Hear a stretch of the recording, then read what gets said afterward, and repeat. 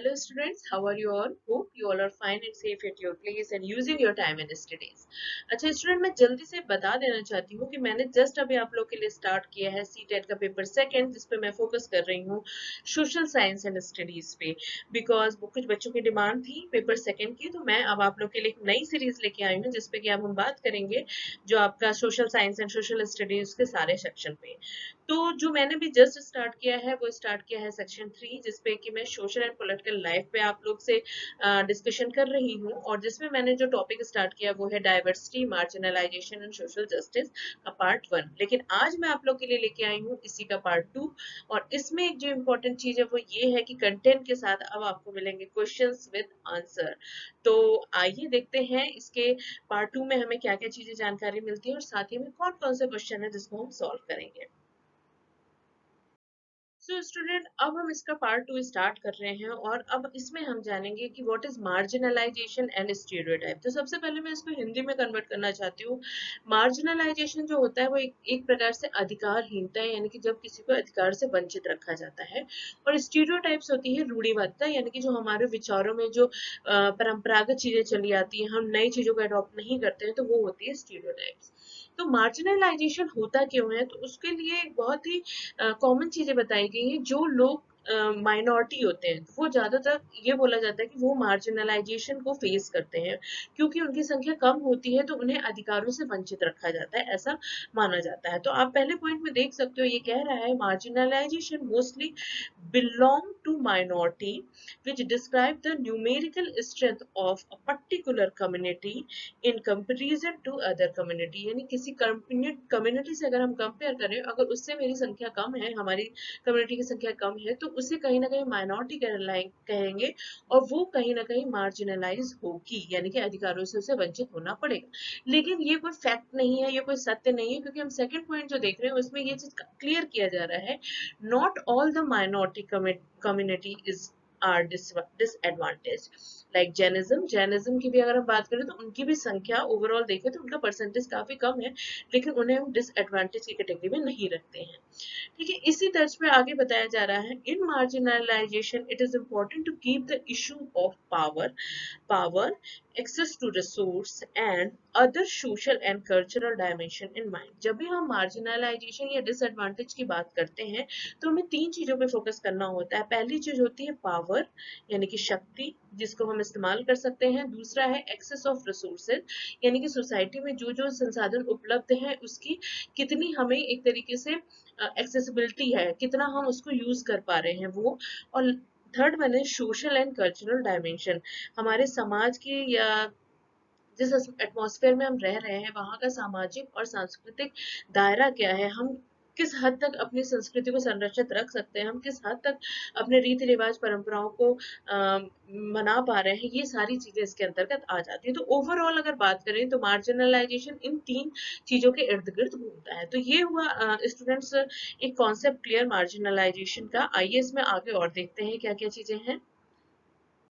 Students, अब हम देखते हैं ये जो माइनॉरिटी या मार्जिनलाइज होते हैं, इनके ऊपर ये टैग लगता कैसे है, क्यों इनको ऐसे इस कैटेगरी में रखा जाता है, क्यों इन्हें डिसएडवांटेज के तौर से देखा जाता है। तो यहाँ पे ये पहला पॉइंट बता रहा है, अ पर्टिकुलर कम्युनिटी फील, जब एक पर्टिकुलर कम्युनिटी या समुदाय ऐसा महसूस करती है कि ही और she is excluded and inferior to other community, यानी कि मैं सपोज अगर माइनॉरिटी में हूँ तो मैं अगर अपने आप को इंफीरियर समझ रही हूँ किसी कम्युनिटी से, तब मेरे साथ ये सारी चीजें हो सकती हैं, because they are member of a particular religion, language, gender and community. Because क्योंकि वो किसी एक पर्टिकुलर धर्म, भाषा, लिंग तथा समुदाय से बिलोंग करते हैं, इसलिए उन्हें कभी कभी इंफीरियर महसूस करना पड़ता है अन्य कम्युनिटी के सामने। तो उस समय मार्जिनलाइजेशन हो सकता है या डिसएडवांटेजेस वो झेलते हैं। और कभी कभी ये कंडीशन इतनी वाइड हो जाती है कि इनके साथ बहुत ही एक तरीके से भद्दे क्राइम होते हैं, जो कि आप यहाँ देख रहे हो। लाइक इनके मर्डर कर दिए जाते हैं, इनके साथ रेप केस होते हैं, इनके साथ मॉब लिंचिंग होती है, विच इज नॉट गुड। तो ये सारी चीजें भी ये झेलते हैं। अच्छा, अब बात आती है डिसएडवांटेज, ये किन किन चीजों में इनको डिसएडवांटेज रखा जाता है, ये किन किन चीजों की एक तरीके से यूज नहीं कर पाते, लाइक इकोनॉमिकली कंडीशन के आधार पे ये अपने आर्थिक स्तर को मजबूत नहीं कर पाते हैं, क्योंकि इनको होता है कि नौकरी जिस जिस स्किल के है उस हिसाब से नौकरी नहीं मिलती है, या उस हिसाब से पे नहीं मिलता है, उस हिसाब से मतलब ओवरऑल इनकी कंडीशन सुधर नहीं पाती है देखा जाए। पॉलिटिकली यानी कि राजनीति में इनको बहुत ज्यादा रोल अदा करने का मौका नहीं दिया जाता है। कल्चरली अगर इनका कुछ कल्चर है, वेशभूषा है, लैंग्वेज है, तो उसको प्रमोट करने का भी बहुत कम मौका दिया जाता है। एंड एक बहुत ही गलत चीज है जो इनके साथ होती है, वो ये है displaced from their own land, forest and source of livelihood.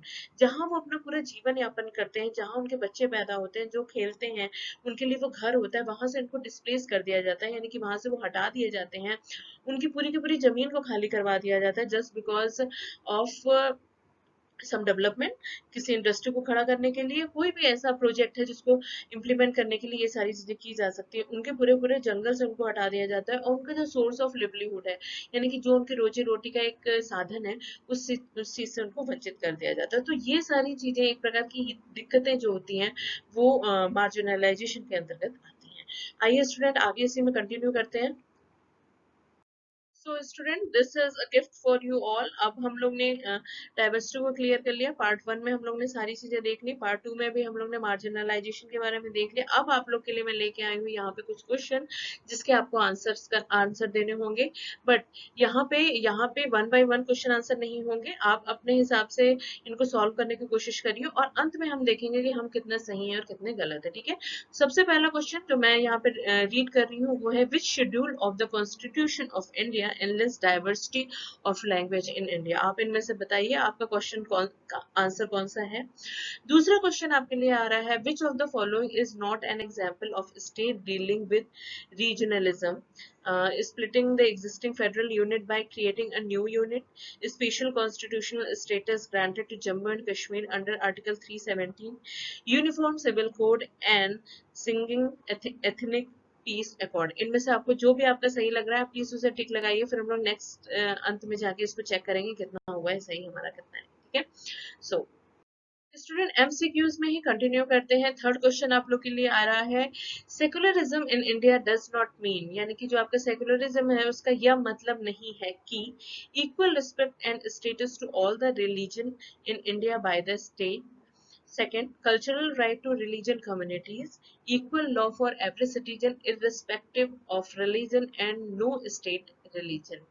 आप अपना आंसर लगाइए, चेक करेंगे लास्ट में। एंड फोर्थ क्वेश्चन है, article 25 in India constitution is freedom of conscience, right to conserve religion and culture, right to minorities to establish and administer educational institution, and fourth one is equal respect and status to all the religions in the India by the state। ठीक है, आइए और question answer देखते हैं और फिर अंत में हम चेक करते हैं इसमें क्या क्या हमारा सही हुआ, क्या क्या गलत हुआ।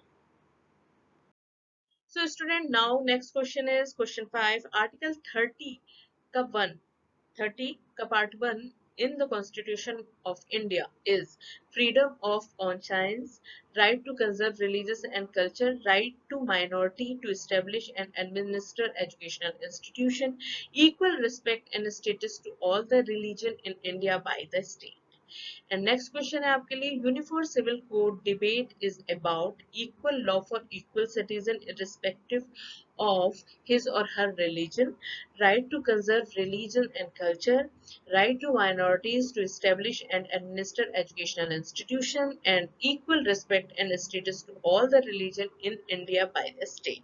Okay, there is one more question और आपके सामने फिर आएंगे इसके answers. So student, here last question of this chapter is, which among the following does not describe caste system in India? कौन सा ऐसी चीज है जो caste system को नहीं describe करती है? Principle of purity and pollution, ascribed status, exogamy and untouchability। इनमें से चार में से कौन सा आंसर सही? वैसे आपको इसका आंसर यहाँ दिख भी रहा है, यानी कि क्वेश्चन 7 का जो राइट आंसर है वो है थर्ड, एक्सोगेमी। ठीक है, और सारे क्वेश्चन जो भी हम लोग ने बात करी उसके आप यहाँ से अपने आंसर मैच करिए और देखिए कितना सही है कितना गलत है, बिकॉज ये अब आप लोग के लिए मेरे ख्याल से थोड़ा सही है क्योंकि कंटेंट के साथ आपको मिल रहे हैं क्वेश्चन एंड आंसर्स भी। तो ये हुआ हमारा एक चैप्टर आज कंप्लीट, जिसमें हम लोग ने डाइवर्सिटी मार्जिनलाइजेशन के बारे में देखा। अब मैं आप लोग के लिए इसी के साथ सेक्शन थर्ड का दूसरा टॉपिक लेके आऊंगी, वो है डेमोक्रेसी। तो डेमोक्रेसी पे हम अपने नेक्स्ट वीडियो में बात करेंगे। और एक चीज जो मैं यहाँ पे आप लोगों को बताना चाहती हूँ स्टूडेंट, अगर आप बीएड से बिलोंग करते हो तो आपको सीसीएस यूनिवर्सिटी का बीएड सेकेंड ईयर का जो पेपर है E303, उससे रिलेटेड आपको बहुत से कंटेंट मिलेंगे मेरे चैनल पे। आप उसे देखिए, विजिट करिए और मुझे बताइए आपको कैसा लगा। और इसी के साथ अगर आप कुछ रिसर्च बेस्ड काम कर रहे हो तो उससे भी रिलेटेड लाइक एक्शन रिसर्च, स्वाट एनालिसिस, उससे भी रिलेटेड आपको बहुत से वीडियो मेरे चैनल पर मिलेंगे। तो चलिए मिलते हैं अपने नेक्स्ट टॉपिक के साथ। Till then take care and good bye.